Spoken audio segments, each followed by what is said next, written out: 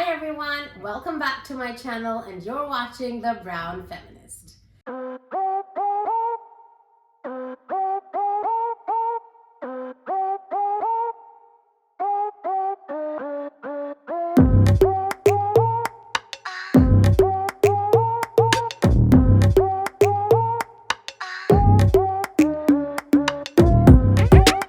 Now in today's video, we have a special guest with us.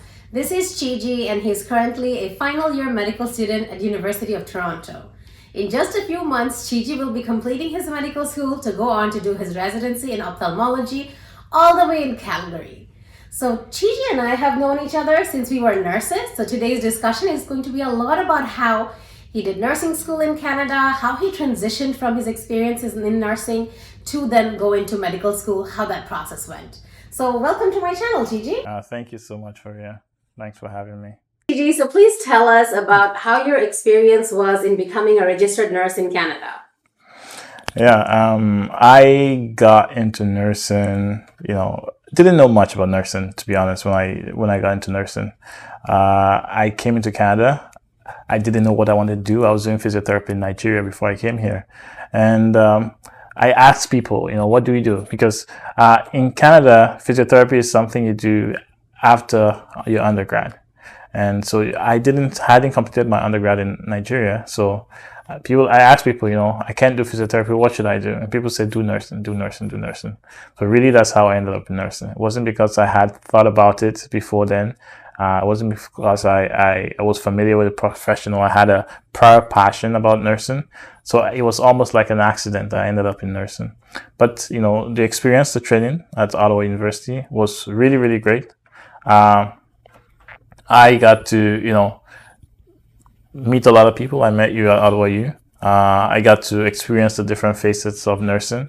And after that, I ended up working in nursing and loving it. So that's really how nursing happened for me. That's awesome. So then when you graduated nursing, how long did you work for a registered nurse before thinking about going to medical school? Yeah, I always wanted to go to med school since I was 10 years old, but coming to Canada, I learned that, med school is something you do after your undergrad. So I worked for 2 years knowing I wanted to do med school, and I did the MCAT a few times before I was able to get into the University of Toronto. Yeah. Awesome. And then when you were starting to apply, tell us a little bit about the process of how you studied, how you knew where to apply to, because your undergrad was in nursing. Did you have all of the prerequisites that you needed? Yeah, that's a really great question because one would imagine that as a nurse, you are equipped to apply to med school, but this is actually not true, especially in Canada.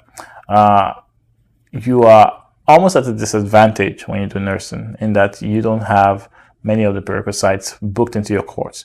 If you do any pre-med course, any other pre-med course, like, biology or physics or something else that, any pre-med degree, oftentimes you do organic chemistry, you do analytical chemistry, you do, the required number of courses that you need to, so that when you're applying for the MCAT, your training has trained you so that you have some background knowledge that is necessary to do well in the MCAT. And also those schools, not many have prerequisites, but some schools have prerequisites. And those schools, and even if you want to go to the US, many schools in the US have prerequisites.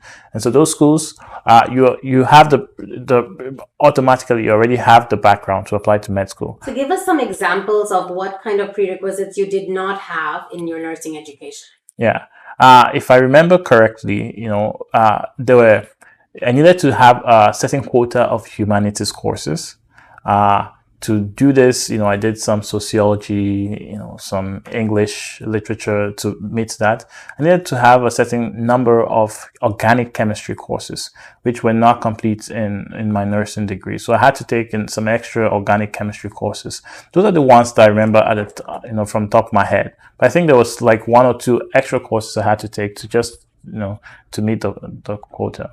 And especially it depends on the schools you want to apply to. So if you want to have a broad array of schools you can apply to, then you have to do more courses. If you don't think you want to apply to so many schools and you have a specific school you're targeting, then you don't have to do as many. So tell me, since you had all this clinical education from nursing, Did that help you at all to prepare for your MCATs? No, it didn't actually. So the MCAT doesn't really test clinical knowledge. In fact, to be honest, to a great degree, it's not a test of knowledge. And it's good to have background knowledge, because background knowledge, it's impossible to answer some questions without background knowledge. But that's really scientific knowledge, medical knowledge, not clinical knowledge. It's not knowledge about how patients do. It's knowledge about processes, the Krebs cycle, for instance. It's not really clinical knowledge, or the way that red blood cells carry oxygen. That's not really clinical knowledge that you use as a nurse, but it's scientific knowledge, and that's the kind of knowledge that you need to do well on the MCAT. But even with that knowledge, it's not sufficient to do on the MCAT, because it's really a test of reasoning, being able to read material and reason beyond the text that has been given to you. So no, I wouldn't say that nursing school prepared me to do well on the MCAT. So as you were working after graduating as a registered nurse, how were you able to find the time to study for your MCAT? How did you manage the time then? Yeah, I was quite lucky. I worked in mental health, and the job I had was not a very stressful one. It was lots of talking with patients, but there was a lot of downtime. So truly, I did study in the downtime while working. And when I did overnight shifts, patients are sleeping, I had time on my hands, do my rounds, and between my rounds, study. So I actually did my studying for the MCAT while working much of the time. And that's it for today's video, guys. I hope you've enjoyed it a lot, and I hope you will not forget to give this video a thumbs up and comment down below if you want to leave any comments or questions for my friend Chiji, who is, once again, went to medical school in Canada, went to nursing school in Canada, and is now about to be a doctor in a few months from University of Toronto, going off to Calgary for his residency spot in ophthalmology. You can ask him questions around medicine, getting into nursing school, transitioning from nursing school into medicine. You can ask him about getting into certain residency specialties, the financial struggle of it all, the immigrant struggle of it all. There's so much knowledge and wisdom that I gain by chatting with him every single time. Chiji is one of these classic examples of how an immigrant can build his entire life from ground up with sheer hard work and good strategy, have a good head on the shoulders, and just look on ahead. So I hope this has been very useful to all of you. I know that I had been asking him to do this video for a long time, and he came by to Ottawa for a visit to say goodbye because he's heading off to his residency in Calgary.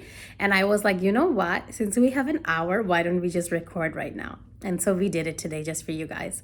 I'm not planning to go into medicine, but I think there's a lot of my viewers who are either international medical graduates or they're people who are considering medical school in the future. In Canada, in the US, and in the North American system, it's a little bit different. As you know, you need an undergrad first. You need a lot of research experience, volunteering experience, entrepreneurship, and a lot of other, good stuff to show you're a holistic candidate to get into medicine, to get into a good residency spot, and so on. And so I hope this video has been especially helpful for you guys. If you'd liked this and like more content about healthcare and research careers in Canada and the US, do not forget to give this video a thumbs up. Until next time, this was The Brown Feminist.